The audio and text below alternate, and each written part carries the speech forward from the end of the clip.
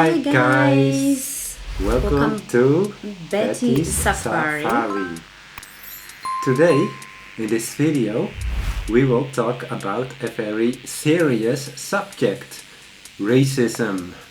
Also a bit of a taboo subject, because even though in the media, in talk shows, on social media, they all offer a platform for people to talk about racism, but who are the racists? Because it seems that nobody is prepared to declare himself a racist.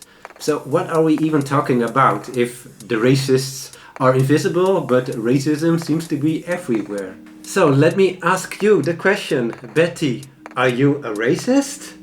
That's a good question, but it will be not funny. It will be not right for me to say yes or no, because some of the time we do things unconsciously or without wanting to mean what we say or we do. So in this sense, I would say yes or no, but to defend myself, I would say absolutely not. Concerning me, I'm not a racist. I just hate everyone equally. Oh my gosh, including me. Everyone. Oh my. Even you, viewers. Jesus Sorry. Christus. And where am I? So I need to push him away. Anyway. But that's of course not the solution. We should try to love everyone equally. Unless Absolutely. an individual really doesn't deserve it in your opinion, but then not because of his heritage or skin color, but because of his actions, maybe. But try to love everybody equally. The message that we want to emphasize today is that we need to love each other equally, despite of our background, despite of the race, despite of the skin color or the tone of your skin, despite of the heritage, and despite of gender, whatever else we sexual think, orientation, yes. music choices, Yeah. the food you love. There's so many that Whether you you're a can't cats or a count. dogs person, the list is endless, but it should be endless, because why be so mean towards what somebody is or what somebody likes or how somebody looks like? Give everybody a fair chance. The thing is, we're all human. We breathe the same air, that is O2, oxygen. Yes, you can say it very loud. And it doesn't matter where you come from, who you are, but you do have the red blood cell as I do.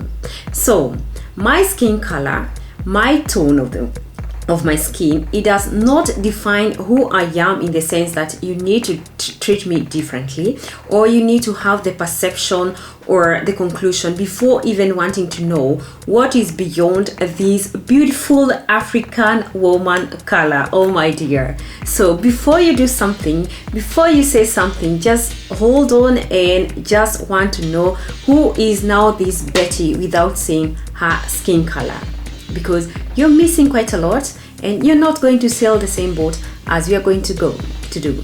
So in 2006 you came here in the Netherlands for study, and this country is dominated by white people. So what did that do to your sense of identity, and what was it like for you to try to integrate within Dutch society? Have you got some stories to share?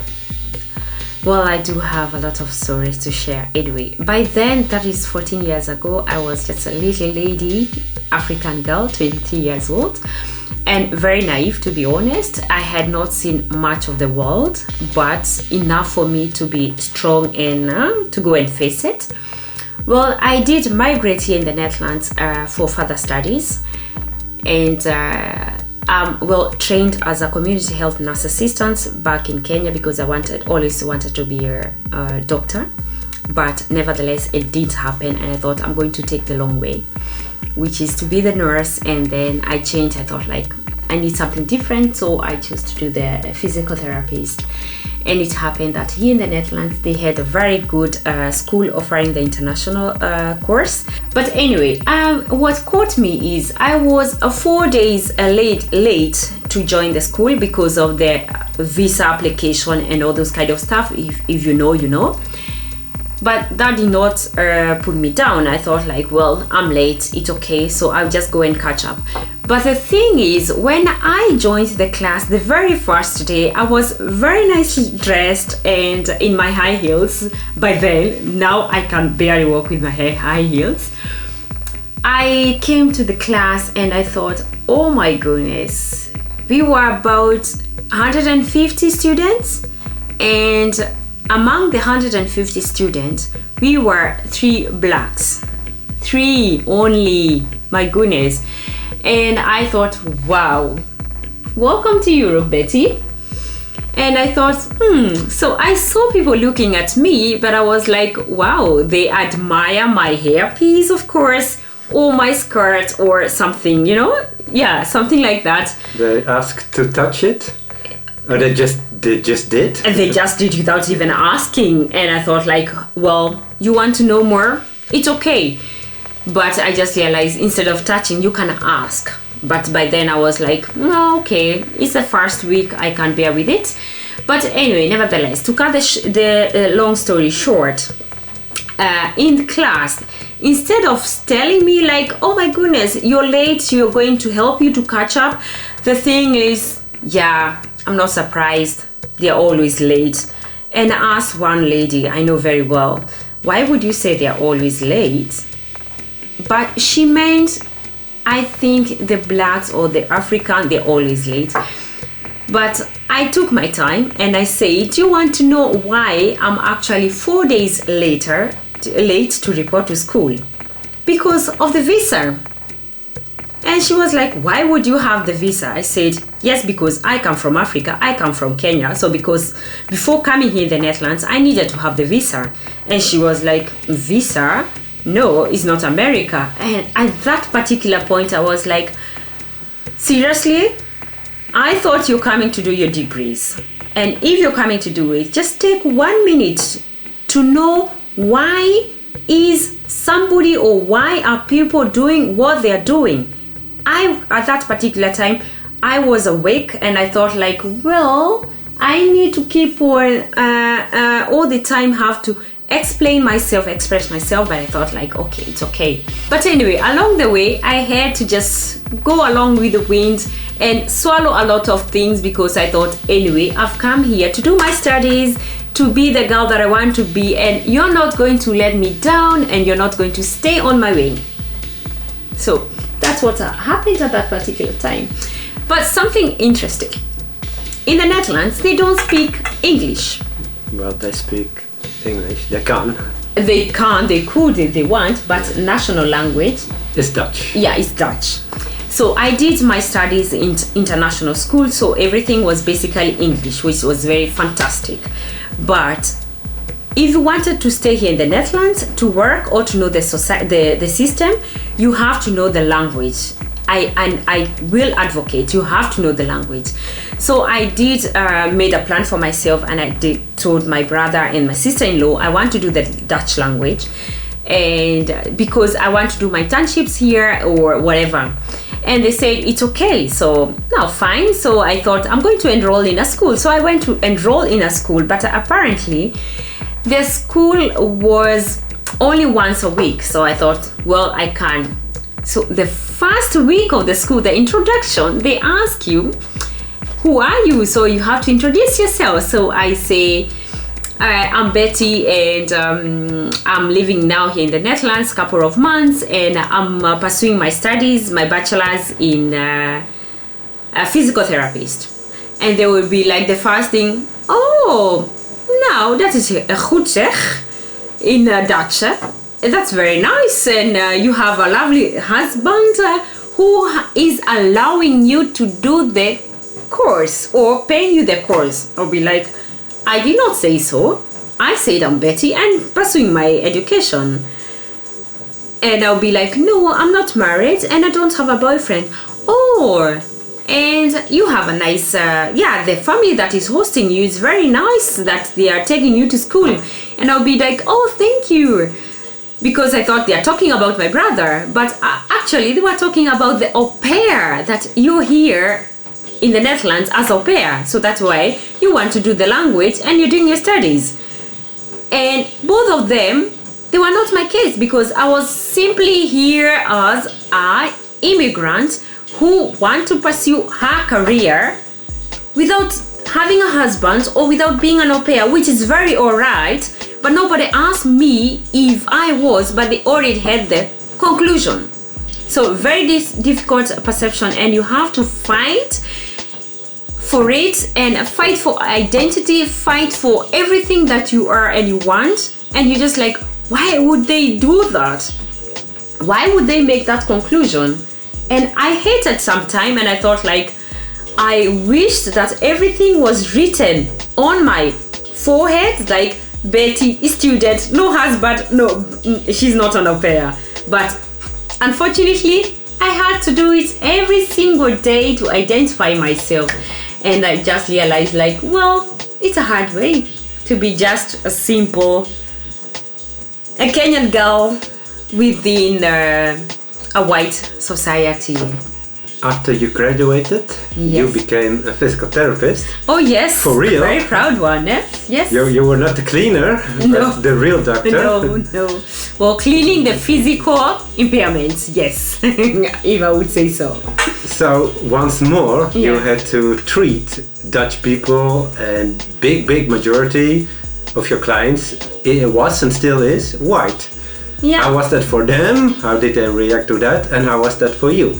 I got the job in a very distinct village that was, I think not so much of other culture. It was not really multicultural village. So the dominant were the white Dutch people, lovely people. But the difficult thing is they had the problem of getting the reality that I was the physical therapy or their physical therapy in the clinic I worked. I was the only black physical therapy, well, good, with a good language, but still. So it did happen that I did take over of one of my colleagues who happened to be sick. And there is this lady, she said, well, I have an appointment at this particular time. Yes, I said, yes, you have an appointment with me. And she was like, oh, I thought you're cleaning the room. I said, no, I wasn't cleaning. I just arranged everything so that I can attend you. And she was like, yes, I have an appointment with this and this. I said, he is sick, so I'm going to take it over. And she did not want to tell me directly, like, no, hell, you're not going to treat me. So she kept on going around, and I said, you know, the time is almost gone. We don't have so much time. So you have to decide, you will have to decide whether you're coming along with me or not. And she looked at me, she said, well, I will cancel my appointment and we can make when the colleague is back, recovered. And I said no, because he'll be sick for a longer time. So you'll have to bear with the fact that I'm going to be taking over your treatment. And she said, can I talk with the boss? I said, of course. So I went to the boss and I said like, oh, she's not happy and this and this. And the boss did not give a F. He just said, no, Betty is our new physical therapist, and apparently she is very good and she's going to be taking care of you. And I felt like, wow, this is the kind of the boss that I wanted. So wherever you were, if you watch this one, thank you very much. So anyway, that was the first thing that I encountered, and I was like, well, because she did not say directly that is it because I'm black, or is it that I'm not competent enough, or what is it? So it did linger in my mind, and I was really so mixed up, but I thought like, you know what, the day is still long, so I went. The second week, thank you very much, there comes the man. Not me. No, and not the husband or the wife of the other previous lady. And we were like in the team, we were in the exercise room doing the exercises and all of a sudden they were having the conversation, and he said, you know, I can't bear the fact that black people, not black people, he said it very well, that all these immigrants, they come here to take our jobs and to take the money. the government is doing so much. Our children, they don't have now the homes. They can't rent their homes because everything is just going to these refugees and the immigrants. And I thought, like, shall I just keep quiet or do I need to say something? So I thought, like, okay. So I said, listen, you just said we come here to take money.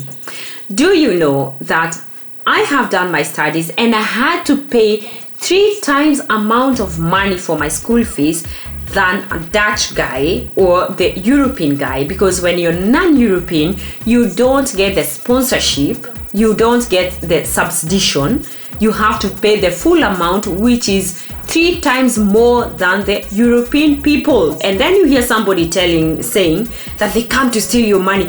He got under my skin. Seriously, I was like, oh my goodness. The little Dutch I knew, I had to have a very, very nice talk with this guy. And I said, listen, I had to leave my parents. I left so many things because I wanted to make my future better than it was there. But I did not steal anybody's money.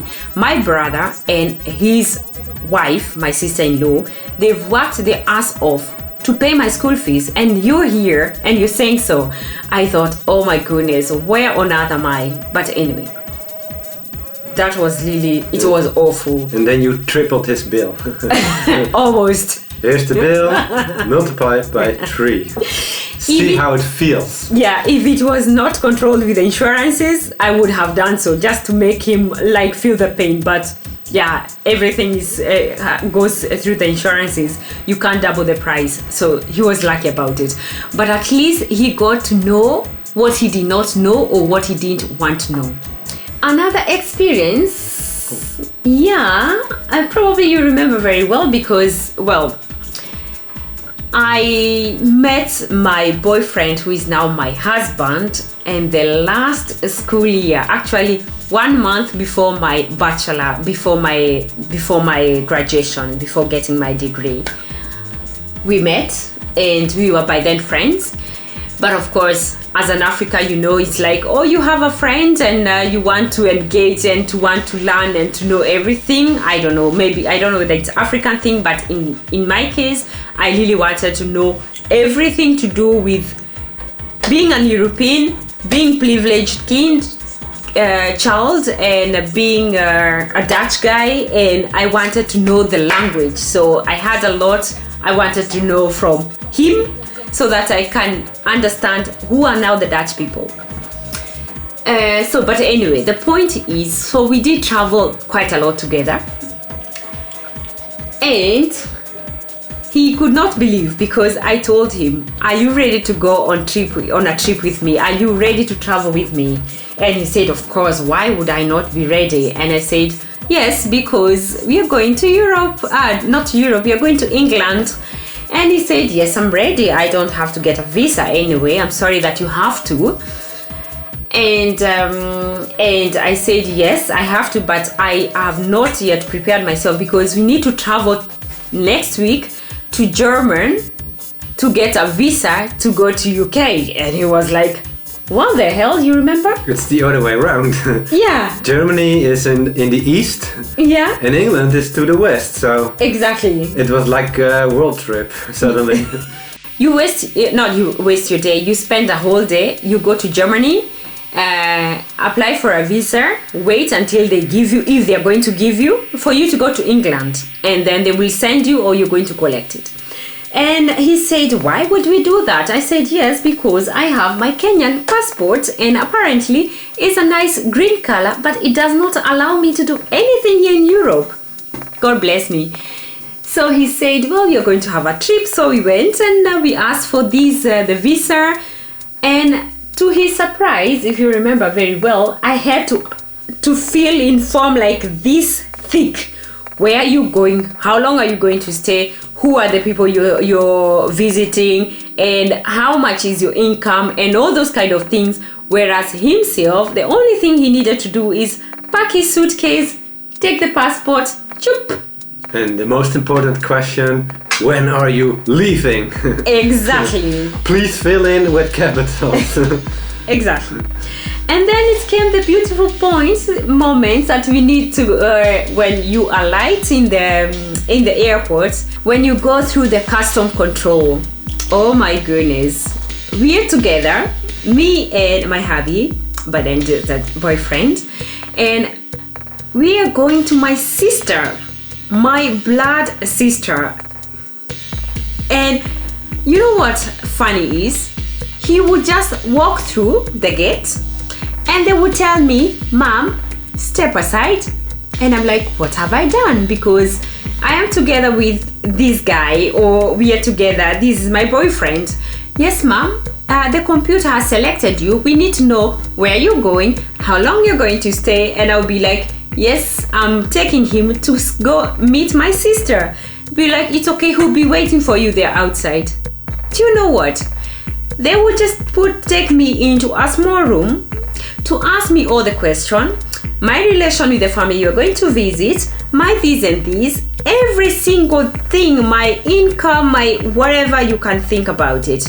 And it did pain me, like they do not recognize, like I do have everything that I need, because if I did not have the visa, then they would have not even allowed me to get into the airport. And there you were, you've already landed in the land, and they're not only controlling that, they're asking you like FBI questions. And it's just destroy your vacation mood completely. But why would they not take us, the two of us as a couple, and ask us, "Hey guys, where are you going? How long are you going to stay?" And this and that? No, they just tell me, "Mom, the computer has selected you. Go in on the other side." So I never liked it. And at one point I said, I don't have to go on vacation to England. Sorry to say so, I love you, but I did not like coming to England. To make matters worse, I will tell you this one. My employer, my first employer did organize a trip to go to UK for the employees. So we were 6 of us, 60 employees in a bus from Humanities. It's an organization, big organization. So we went on a bus trip to England. And then we come there to the border. I was the only black woman or black person or non-European, or rather non-Dutch person in the bus. A fully qualified physical therapy with her colleagues, with everybody in the bus, and I had collected my visa and had everything that I needed to travel. So we come to the border and they were doing the custom control, and they just realized there is a black woman. So, woman, you can, mom, step aside and go wait there in the room. And I had already informed my colleagues, I told them jokingly, wait until we get to the border and you see all the hassles that I always have to go through when I'm going to the Netherlands. And they were like, "No, Betty, it's not going to happen because we're together, it will be fine." I said, "I'm not talking, I'm just telling you, just be ready because you might spend the whole day there waiting for me." They thought I was joking. I wasn't. Seriously, the whole team of Humanities, the whole team of my workplace, they had to wait for good 3 hours for me, good 3 hours. They were calling here and there, and the people say, "Yeah, it's just a routine. We have to really check to know where she's going." And no, she's going the same hotel we are going. Everything has been booked. They could not believe. They just wanted to ask me all the details, but luckily I was prepared. But I had to stay in a small room at the border, seriously answering all the questions for me to go and spend a weekend with colleagues. So that's how difficulty it can be when you are different from the majority. When you're minority, I think you always have to experience these things, but most of all when you have the black roots. Sorry to say so, I am very happy black woman and I'm very strong, but sometimes it wretches you. It does. It does. But anyway. Just because of the color of your skin, you are being seen and treated as a suspect or a threat or incapable or helpless. Oh yeah. Or like that one time we were orientating ourselves on the housing market. We wanted to get a mortgage. Yes. So this to this beautiful castle of ours. So we visited this advisor for the first time to help us with finding the correct mortgage. So he's telling us that you're looking for a house. Well, you need to be careful nowadays. It's going to be quite tricky as a one-income household. And by then he was looking at him, and I was not in the picture. Yeah. So we said, "What do you mean, one-income household?" So it was quite embarrassing. We were a two-income household, but he just assumed that. He is the boss. Maybe you were still the au pair, and that I'm looking for a house for me and the au pair. And I thought I think I need to say something. I said, "Oh, do you want to see my payslip? Because I thought you're going to have a step by step until we get to where you were going to talk about finances." And the guy was like, "Okay, if you have them, why not?" Because I think he needed to get that assurance. So I just went into my bag and reached out, and I gave the guy. I said, "Take your time." He looked at me. And he was like, "Wow, I think I would also want to go and work there." And I said very frankly, if you're qualified physical therapy, we're actually looking for more physical therapists. He just looked down and he did not say a word. But the thing is, he had already made the conclusion. Had I not said something, or had my husband said something like, "Okay, we are two households," I think he would have said, "Okay, shall we book another appointment?" But luckily, because along the way we had thought okay, things could be tough, and you have to be tough for you to get what you want and what you're looking for. So anyway, so that's how bad things could get. So for me, as a Dutch guy married to a Kenyan, a lovely woman of color, it would be easy to just shrug it off. That here's the proof, I'm not a racist. Also got two mixed kids, two beautiful boys. Oh yeah. And I could say, the Netherlands, they used to have colonies, but that's the thing of the past. There used to be racism, that's the thing of the past. And if there's an incident in the news, I could say, it's exactly that. It's just an incident. It's not structural. It's not systemic. It's not institutional. Or I could say, I don't see any racism around me. I don't hear any racism around me. People I know are not racist, but that would be very short-sighted. Because after all, I am not the one being treated in a racist way. And if I don't hear or see something, doesn't mean it's not there, right? If I don't see that there, if I don't have AIDS, I can't conclude, AIDS does not exist. Or if I am not feeling any hunger for a prolonged period, would be foolish of me to say, there's no hunger in the world. Doesn't necessarily mean that if you're born white in the Netherlands, that your future is bright. Everything will be okay. But we're talking here now in broader terms. But on the other side, even if you're there, you still have a head start. You can't compare this. Somebody like a Dutch guy is Dutch born here or European in a poverty, the same poverty compared with African poverty. Would I say so? Is it rightly? Here you still have some privileges, let's be honest. Like the healthcare system or other things. Even if you're so poor, you still have that one. Social housing. Yes, like in Kenya, where I come from, because I can't even talk broadly or other African countries. Yeah, when you don't have, you don't have. You have to work literally, your ass off to get something. If a term like white privilege is being thrown around, yes, it's not a nice term to be confronted with if you also don't have it easy. But think about it a bit harder and see the way that societies are constructed. Try to find the answer to the question, how come some countries are poor, some countries are a bit more affluent?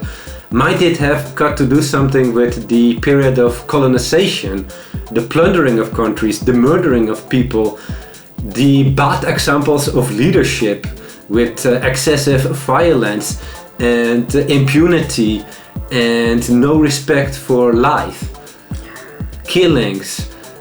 Try to imagine that if that is how you lead a country as a colonizer, what does that do with the new generation of black leaders?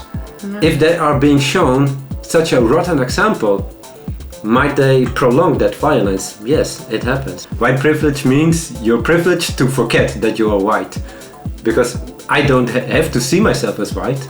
I don't have to identify myself as white because nobody treats me as white. I'm not being treated differently because I'm white. There will be individual stories of white people that have encountered the reverse racism, but not on such a huge scale worldwide in the history of mankind as the other way around. Now here in the Netherlands, there has never been a black minister, for instance. No. How many ministers did we have in total? Thousands. Yeah. How many were not white? But 0. does it mean that there is no black person that is very highly educated to fit into the position? Of course they are. But the whole system is not giving them the chance to go and shine up there. You need to get the chance and you need to be encouraged. Exactly. If you miss these two things, yes, then you cannot show what you have. Just look at how you raise your children. Suppose you will never bring them to a tennis club and you will never put on television on the TV. Yeah. They will never get the idea, hey mommy, daddy, can I have a racket? Can I hit the ball? Can I just try? So the exposure if you is never very encourage. important, and encouragement and the appreciation, saying like, Betty, you've done this and this, and Betty won the position. Of course, we are not going to spoon fed, but if somebody is fighting for the position, do not discourage, not even discourage, do not dismiss this person simply because he is called Betty and not Pete and Jan, or simply because he does not have this corner of the terms that would say like he's American or he's a Netherlands, he's this and this. Just give the position pure because the person has earned the position because of the education background and nothing more.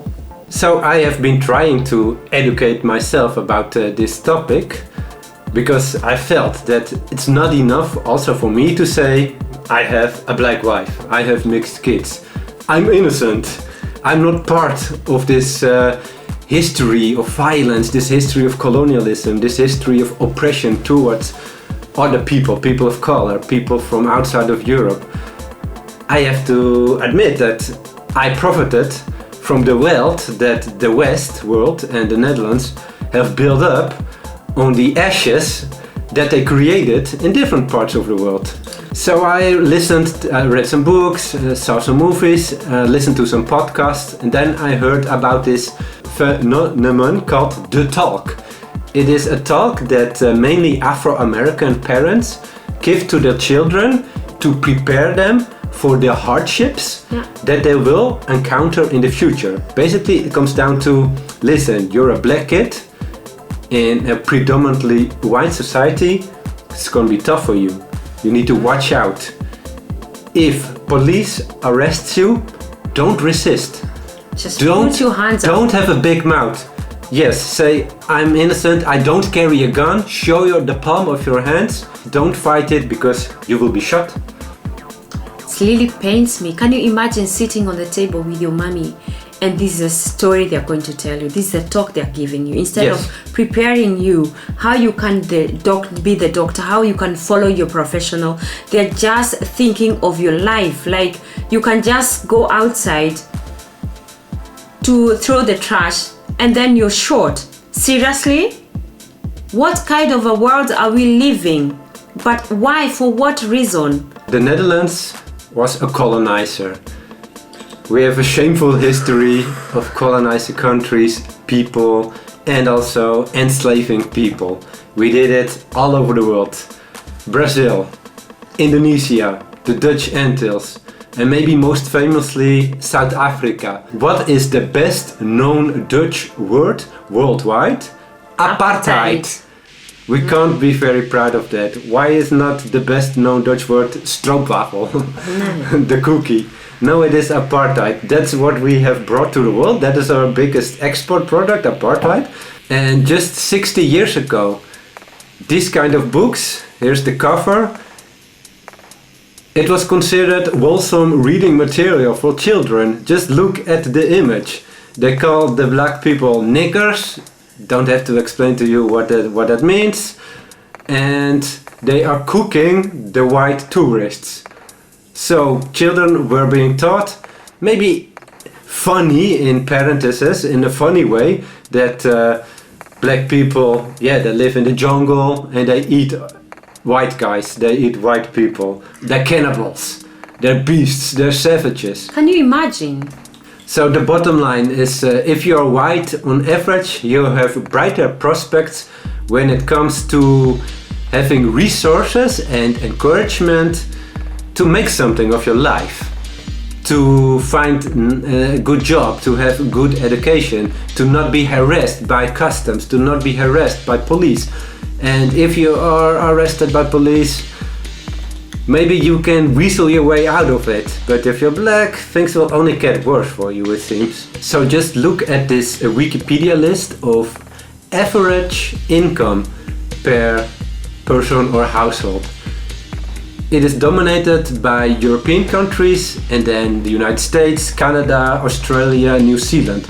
Those are countries that we deem to be part of the Western world. Only at number 18 you will find South Korea, so that is the first country without white people. It's the first country with people of color, and you have to look really down that list. It's not even in the top 35 that is mentioned on Wikipedia to find the African countries. So how can that be?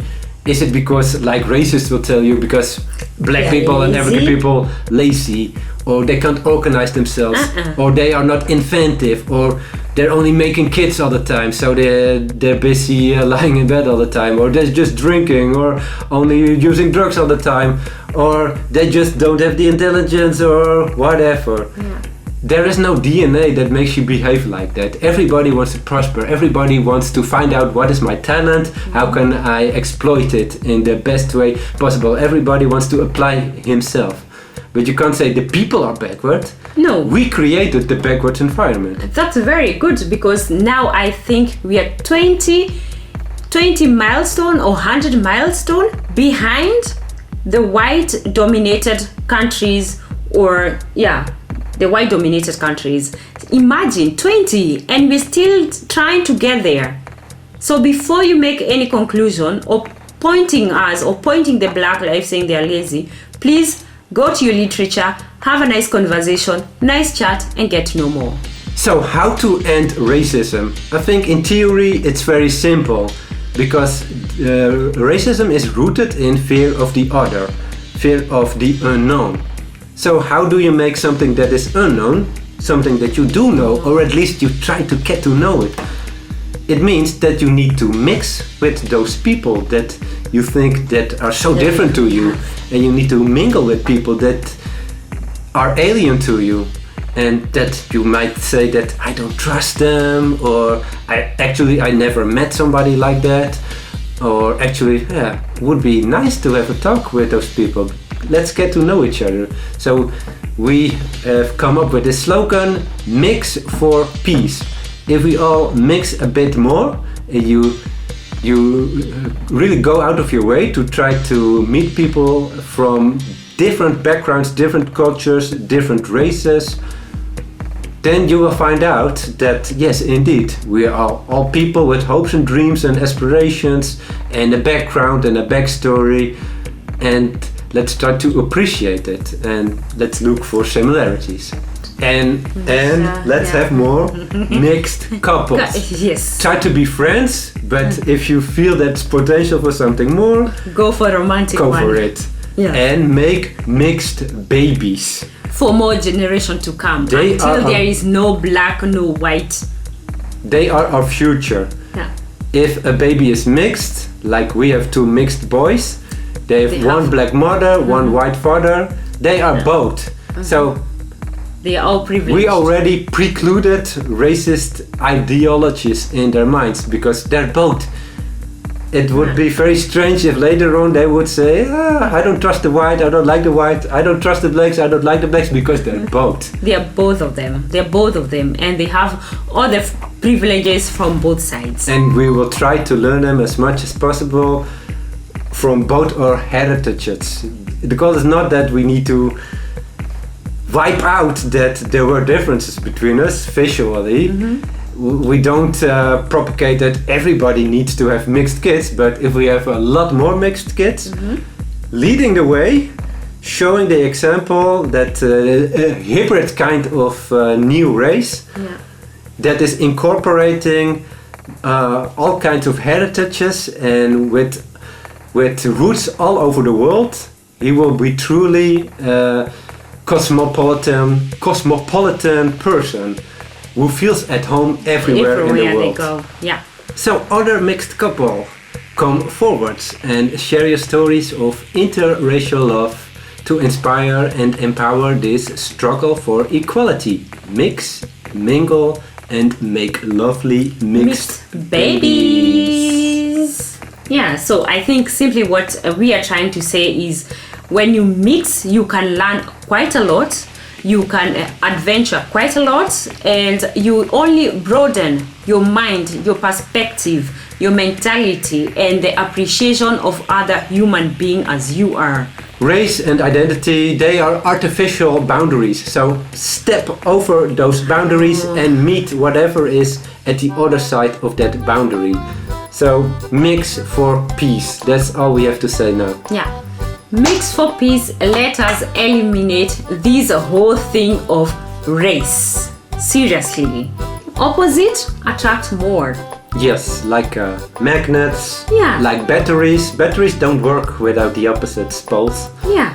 So we people wouldn't work as well, wouldn't be as interesting in the world if you just stay within your own narrow Comfort zone. or people you deem to be my people. No, meet other people. Meet other people. Mix and Learn more. So, mix for peace. Yay. As always, thanks for watching. Subscribe, like, share, click the bell. Don't hesitate to comment or send us an email. Thanks for watching and catch you in the new video. Yay. Bye. Bye bye.